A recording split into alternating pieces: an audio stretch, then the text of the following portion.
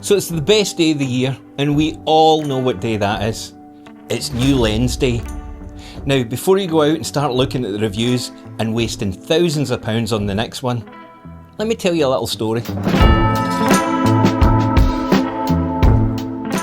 So the first year anniversary of me being a proper photographer, well, it came and it went. And my photographs probably weren't staggeringly better in that first year, although there was some improvement. But the one thing that had definitely grown in me was desire.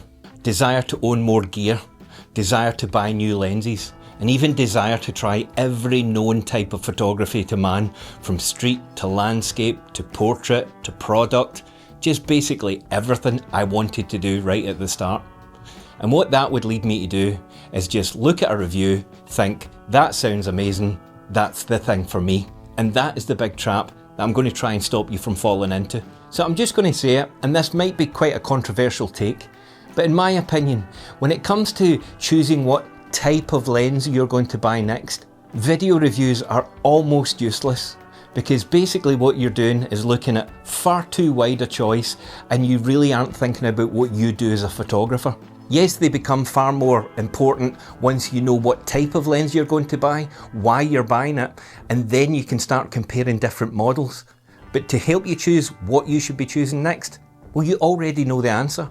So as you know, I like a good analogy, and basically reading reviews to try and decide what type of lens you need next is equivalent to trying to read reviews of restaurants before you know what type of food it is that you want to eat. Yeah, it could be steak, Thai, Chinese, and it could be the best food in the world. But if you don't want to eat any of that, then it's an absolute waste of money. That might not be the strongest analogy I've ever made, but hopefully it gets the point across. So if you're currently watching reviews on YouTube and you're thinking about what your next one's going to be, then you're basically shopping blind. Yeah, you could end up with one of the most fantastic lenses in the world, but if it doesn't suit what you do for photography, you've just wasted that money. You can't say it's a bad lens, it's phenomenal, but it just doesn't work for you. So just to recap, in case I haven't made it obvious, the question you should be asking is this the lens for me? Rather than, is this lens any good? And once you know the answer to that question, then that's when we can start thinking more about shopping and getting that excitement going. Okay, so how do you know what type of lens to buy? Well, instead of reading reviews like we've said, you start asking questions, and the answers to those questions will be in your own photographs. So start by asking yourself these questions. Number one, what is it that you like photographing? Is it wildlife? Is it landscape? Is it street? Is it portraits? Because that is one of the most important questions. Question number two is, how do you like to shoot it? Do you like to use prime lenses, which are usually sharper than zoom lenses? Or do you like the flexibility of a zoom lens, especially if you're doing something like wildlife or landscape? Know what type of lens there it is that you're in the market for. Point number three, what focal length do you usually shoot your photographs at? Now, I'm not saying what do you think that you normally shoot your photographs at. Go into Lightroom and check, because you can basically search through all of your images and you can sort them to see what your focal range was when you were taking those photos. And it will become very apparent very quickly that you do have a favoured range. Question number four has to be, are you trying to upgrade or are you trying to expand? And by expand, I mean, are you moving out of your current genre? Are you a landscape photographer and you're going to move into street or portrait and vice versa? Because that will be a very different decision than just saying, I like my current lens, but it's not sharp enough, so I'm going to get a better model. So you will know before you even start thinking about buying, is that the main reason that you're thinking about it? Did that make sense? So question number five, do you regularly find that when you get back from a photography shoot, you've left some photographs out there that you just couldn't take because you didn't have the lens to take it? If that's the case, then maybe we have a gap in our bag that we need to fill. The answers to these questions help steer us in the right direction. They clarify what it is we're trying to achieve by buying something before we start spending or wasting money. So if you have a look at these images just now, if these were taken at the other end of the zoom range, then they probably wouldn't have worked. In fact, they definitely wouldn't have worked. So if you're a wildlife photographer, it's very unlikely that you're in the market for a super wide 14mm lens. And conversely, if you're somebody that's trying to capture, and I'm going to say it, a grand vista, then a 500 to 800mm lens might not be the thing for you. So again, having that clear idea of what you want to achieve with your photography is the thing that should direct you towards what your next lens is going to be. But we also mentioned about upgrading, and that's a very valid thing to do. If you find that there's deficiencies in your current lens, it's too soft, it's not weather sealed, whatever it may be, then that is a valid reason to decide that you want to go up a level or two. But you also have to be careful that the feature that you're buying this new lens for actually makes sense to your workflow. For example, if you're going to be buying something because it's weather sealed, is your actual camera body weather sealed? Because if it's not, then it's pointless, because yes, your lens isn't going to get wrecked, but your camera is. So you need to make sure that the two of them work together. And one of the other main reasons people tend to upgrade is they want a faster lens or a wider aperture that lets in more light. But do you actually need an f2.8 version? Do you shoot in the morning when it's darker, or at night when it's darker? Or are you a person that shoots during the day when f2.8 and f4 really don't make a difference? So again, it's a careful consideration before you decide to follow the advice of the YouTuber who said, this is the best lens of 2026, it's got sublime bokeh, it's the fastest lens in the market. These are all things that are very impressive, but if it doesn't suit what you do as a photographer, then it's an absolute waste of money. If one of your main reasons for changing is you're going to try a different genre, you're going into wildlife, you're going into portrait, then it's probably going to be a completely different setup of lenses that you're used to. And again, unfortunately, the bigger the lens, the longer the zoom, the sharper the prime, the higher the price tag. Now there are other companies like Sigma and Tamron and other options that make that a little bit more affordable. But if you're a Canon shooter like me, you don't have access to many of these third-party lenses, and you can quickly find yourself being north of £1,500 to £3,000 for a lens. Now you can imagine the immediate buyer's regret when you get home, you've taken it out once or twice, and you realise that that wasn't the lens that I should have bought. I should have answered those questions that we've covered already. Now there's one other great reason for changing your lens, and that's because you're fed up actually changing lenses in the field. So you've got a 50mm prime or an 85mm prime, and depending on the scene, you're fumbling about changing the lenses. So you might be looking at something like a 24 to a 105, or I believe they make 24s to 200s now. And they're great because you slap them on in the morning, you go out shooting, and you don't have to change them. Again, another valid reason, but make sure you know that going into the process. So just to recap, make sure you answer all of these 5 questions before you even think about putting YouTube on and looking at reviews. Because if you do it the other way about, I'm not even joking because I've done it myself, is there's a knock at the door and a £3,000 lens arrived, and it was basically because you saw some YouTuber that you don't even know who said, you need to buy this. Honestly, the amount of money that I've lost in lenses because I've sold them second hand to places like MPB because I've used them once or twice.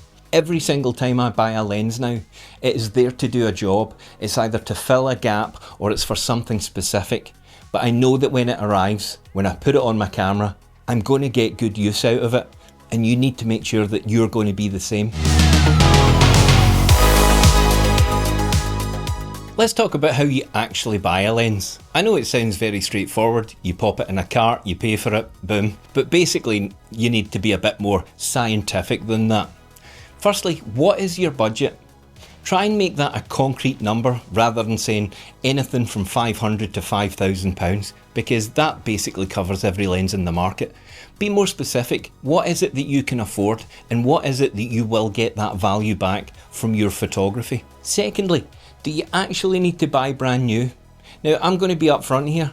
I always panic about buying second hand. I always think that the person that has sold me the lens used to use it to play bowls with it, or like to watch it tumble downstairs, and then they've just polished it, put it in a box, and then I've bought it. But that's why you use third-party sellers like MPB, who I've already mentioned. Now they take the gear in, they give it an honest appraisal, and then they review it, and they'll tell you that it's either in good condition, excellent condition, or like new. And the amount of money you can save by doing that is quite staggering. And the best thing is the lenses come with a warranty, so you know that in the first 6 months, if something goes wrong with it, they'll take it back and they'll fix it. Yeah, you could buy it probably a little bit cheaper on eBay, but is the stress and the worry worth it? Because even the way that some people package their lenses and they send them through the post, it just beggars belief. It's also worth mentioning, I'm not sponsored by MPB, it's a company that I use and I have found them to be absolutely fantastic. So give their website a spin and see what you think.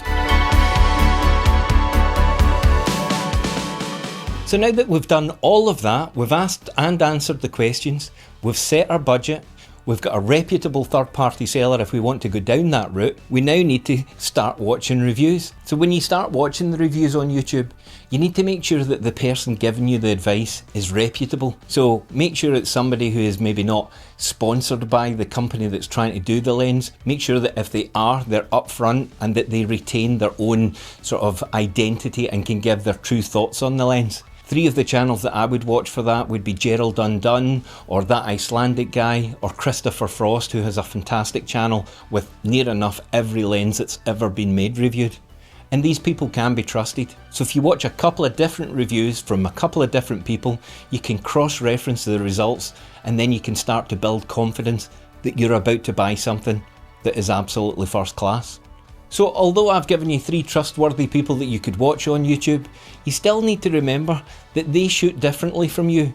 Their subject matters might be different from you, so you need to cross-reference it against what the purpose of the lens is for you. Because one of the main things that people talk about in a lens is how bright the aperture is.